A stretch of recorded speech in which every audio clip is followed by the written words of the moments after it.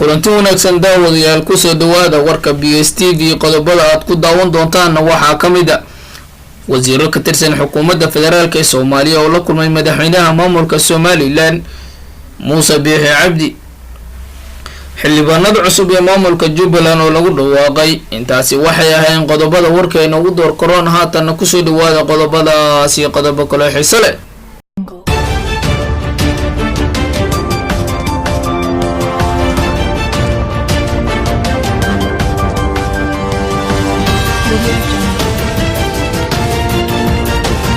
wasiiro ka tirsan xukuumadda federaalka ee Soomaaliya magaalada Maka ee Sacuudi Carabiya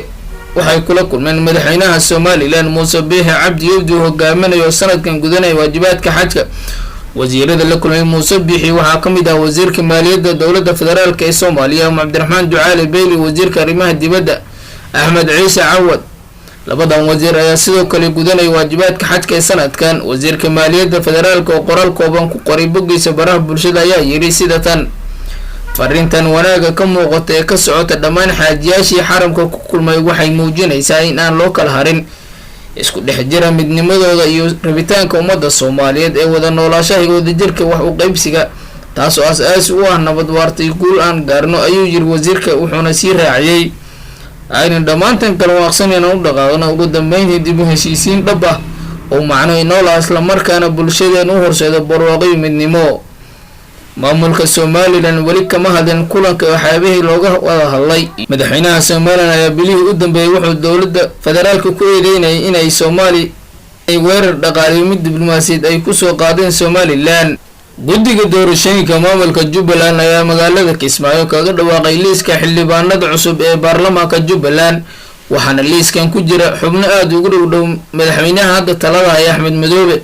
inta badan xildhibaanada la soo xulay la sheegay in ay u badan yihiin xubno aad ugu dhow madaxweynaha Jubbaland iyo sidoo kale dad kale oo ka shaqeynaya hay'adaha kala duwan ee maamulkaasi Jubbaland xildhibaanada waxaa ku jira askar hore ilaalo ugu ahayd madaxweynaha Jubbaland Axmed Madoobe waxaa sidoo kale ku jira dad kale oo ka shaqeeya qasriga madaxtooyada Jubbaland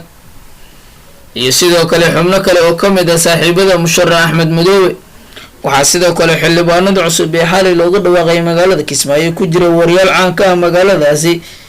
kana shaqeeya telefishinka Jubbaland uu leeyahay maamulka qodobkaas ayaa ugu dambeeyay warkeennii caawa waxaan idin socodsiinay anigoo Salmaan Joker tan iyo kulanto dambe sidaas iyo nabadgelyo